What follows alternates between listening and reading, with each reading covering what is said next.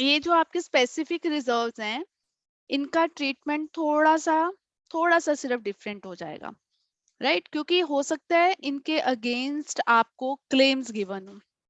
जैसे मान लो अगर आपको वर्कमैन कॉम्पनसेशन रिजर्व गिवन है, ठीक है, और क्योंकि इसका हमेशा क्या होता है, ये हमेशा क्रेडिट साइड पे होता है, तो ये हमेशा डेबिट होगा राइट ऑफ करने के टाइम, इसमें कोई वो नहीं है। तो वर्कमैन कॉम्पनसेशन रिजर्व हमेशा डेबिट ही होगा। सबसे पहली तो चीज ये है, workman compensation reserve will always be debited. अब इफ देयर इज क्लेम, अगर आपका इसके अगेंस्ट आपको दिया हुआ है कि देयर इज अ क्लेम, फिर आपका इफेक्ट क्या होगा? तो रिमेंबर, क्लेम हमेशा क्रेडिट होता है। क्लेम अगेंस्ट रिजर्व हमेशा क्रेडिट होगा। क्यों? क्योंकि वो आपकी लाइबिलिटी है, right? WCR is always debited and claim always credited.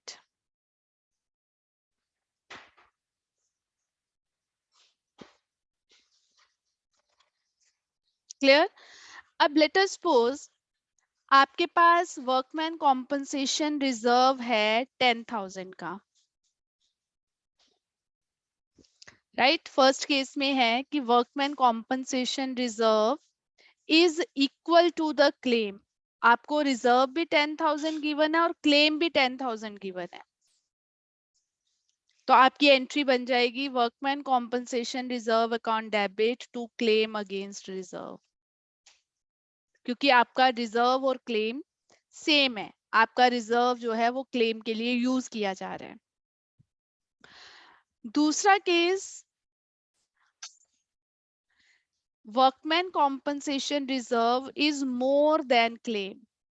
मान लो आपका सेकंड केस में जो क्लेम है वो है 8,000 का, रिजर्व 10,000 का ही है, लेकिन जो क्लेम है वो है 8,000 का। तो हमारा जो रूल है कि हमें वर्कमैन कॉम्पनसेशन रिजर्व डेबिट ही करना है, वो रूल तो जर्नल एंट्री का अप्लाई होगा ही। वर्कमैन कॉम्पनसेशन रिजर्व डेबिट ही करना है, कितने के साथ? 10,000, जितना रिजर्व है। बट यहाँ पे क्लेम कितना है हमारे पास? क्लेम हमेशा क्रेडिट ही 8,000। होगा, 8,000। जो 2,000 बच गया रिजर्व, वो किसे मिल जाएगा? पार्टनर्स को मिल जाएगा, partners capital accounts old ratio में, right? That is if reserve is more, तो जो एक्सेस रिजर्व बच गया हमारे पास, excess reserve will be distributed among partners in old ratio.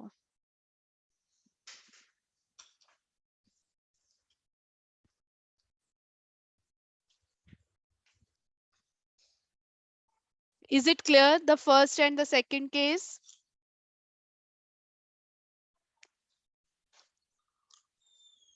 Yes, ma'am. बाकियों को? Yes, ma'am. अब थर्ड केस क्या आ सकता है, मैं अभी नोट डाउन करने के लिए टाइम देती हूँ। थर्ड केस क्या आ सकता है कि आपका रिजर्व क्लेम से कम है, क्लेम ज्यादा है। मान लो आपका रिजर्व 10,000 है लेकिन क्लेम 12,000 का हो गया। It's a loss for you now, because आपके पास तो 10,000 पड़ा है लेकिन आपको पे करना है 12,000, so it's a loss for you, right? Yes, ma'am. So what will be the journal entry? Frame करने की कोशिश करो। वर्कमैन कॉम्पनसेशन रिजर्व तो डेबिट होगा, Partners capital debit. हाँ, ओके। अब इस केस में हम क्या करेंगे बेटा, इंस्टेड ऑफ पार्टनर्स कैपिटल को डेबिट करने की बजाय जो 2,000 हमारा कम आ रहा है उसके लिए वही ओपन रीवैल्यूएशन अकाउंट। तो लॉसेस और प्रॉफिट्स के लिए हम ओपन करते हैं रीवैल्यूएशन अकाउंट, और क्लेम तो हमारा डेबिट क्रेडिट होगा ही। क्लेम तो 12,000 से ही क्रेडिट होगा, लेकिन जो हमारा क्लेम ज्यादा आ रहा है, जो हमें लॉस हो रहा है 2,000 का, उसके लिए हम कौन सा अकाउंट ओपन करेंगे? रीवैल्यूएशन अकाउंट इज ओपन्ड, और वो होता है डेबिट, क्योंकि वो हमारा लॉस है। अब अल्टीमेटली इस केस में दो एंट्रीज आएंगी। दूसरी एंट्री क्या होगी? ये जो रीवैल्यूएशन है, ये जो लॉस है, अल्टीमेटली इसे पार्टनर्स में ही देना है हमें। तो इसकी सेकंड एंट्री आएगी partners capital accounts debit to revaluation old ratio में। जो ऊपर हमने 2000 का रीवैल्यूएशन करा है, इसे हम ओल्ड रेशियो में राइट ऑफ कर देंगे। So there are 3 cases. अगर तो क्लेम इक्वल टू है द वर्कमैन, फोर्थ केस भी लिख देती हूँ, if there is no claim, तो क्या करेंगे? टेल मी, क्लेम है ही नहीं। Yes, no claim is there, nothing is given, तो क्या करेंगे? मैम कोई एंट्री भी नहीं होगी? होगी रिजर्व की, तो रिजर्व को डेबिट तो करना ही करना है। वो वही होगी मैम जो हो रही थी शायद। नहीं, अगर क्लेम ही नहीं है, देखो वर्कमैन कॉम्पनसेशन रिजर्व तो डेबिट होना ही होना है, वो तो हर एंट्री में होना है। अब इसके अगेंस्ट कोई क्लेम नहीं है। Ma'am suspense account? वाई? बेटा पार्टनर्स में डिस्ट्रीब्यूट कर दो। अब कोई क्लेम नहीं है, तो ये हमारा प्रॉफिट हो गया ना, that will be distributed among partners old ratio में। So these are the 4 cases.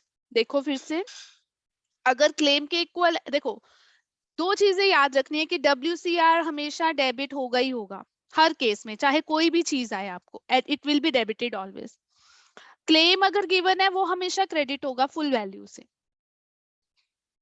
अगर क्लेम बच जाता है तो पार्टनर्स में डिस्ट्रीब्यूट कर दो। अगर आपका रिजर्व जो है वो कम हो जाता है, तो रीवैल्यूएशन को डेबिट कर दो, और अगर रिजर्व बच गया है तो पार्टनर्स में डिस्ट्रीब्यूट कर दो। So these are the 4 case. मेरे पास XYZ है। 532 is the older ratio, 235 is the new ratio, right? What is WCR? इस क्वेश्चन में WCR कितना है? 1,20,000। तो हमें उसको डेबिट ही करना है हमेशा।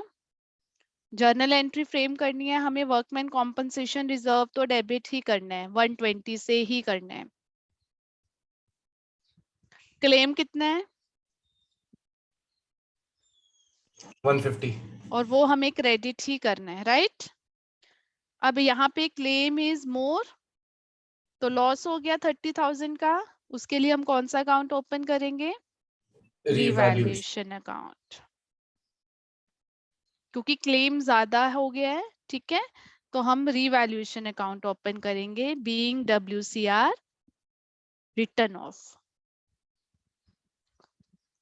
सेकेंड एंट्री में इस रिवैल्यूएशन को हम पार्टनर्स में डिवाइड कर देंगे। पार्टनर्स जो भी हैं, मेरे पास जैसे XYZ है, आपके में कौन से हैं नेम्स, जो भी हैं वो लिख लेना। ओल्ड रेशियो में हम इस रिवैल्यूएशन को, इस लॉस को राइट ऑफ कर देंगे। सो जितना भी हम आगे करेंगे बेटा, चेंज इन PSR मतलब एडमिशन रिटायरमेंट, उसमें अगर हमें कोई भी प्रॉफिट या लॉस होता है, उसके लिए हम हमेशा रीवैल्यूएशन अकाउंट ओपन करते हैं, रिमेंबर। तो 532 रेशियो में हम इसे डिवाइड कर देंगे। 9,000, 6,000 being loss on revaluation,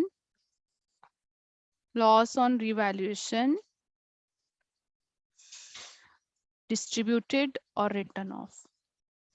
देखो बेटा क्लियर है?